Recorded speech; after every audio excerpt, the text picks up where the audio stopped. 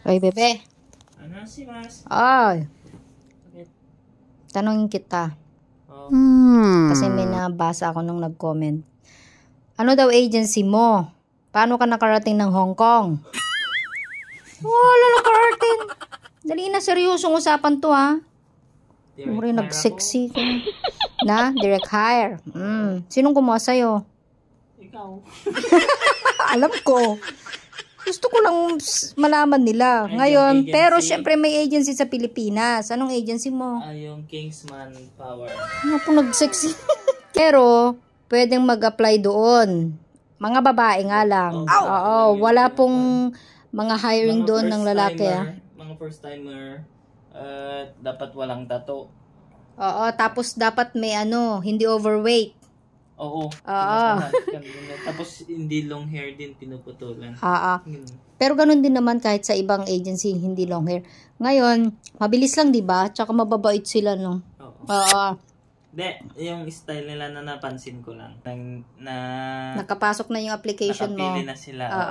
Mabait na sila. Oo. Kasi ilan na rin yung mga kaibigan ko na sinusubukan lang sila ng kakayanin yung ganong pressure. Actually, ganun naman talagang reality kasi 15 ko lang 15 years ago nung ako naman ang nag-apply. Mas malala. Kasi talagang ipaparamdam sa'yo yung sitwasyon kung anong meron ang Hong Kong.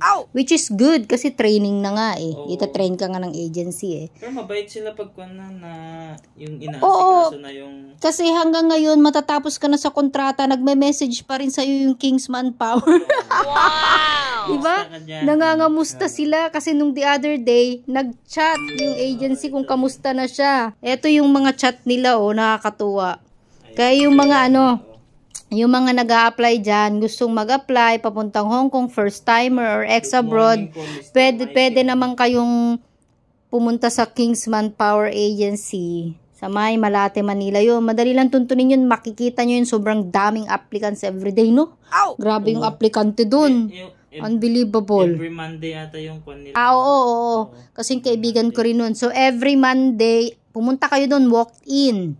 Mag-walk-in lang kayo, kunin nyo lang lahat ng requirements. Syempre, yung mga basic resume, mga diploma, blah, blah, blah, yung mga NBI clearance, yung mga basic na kailangan sa pag-a-apply.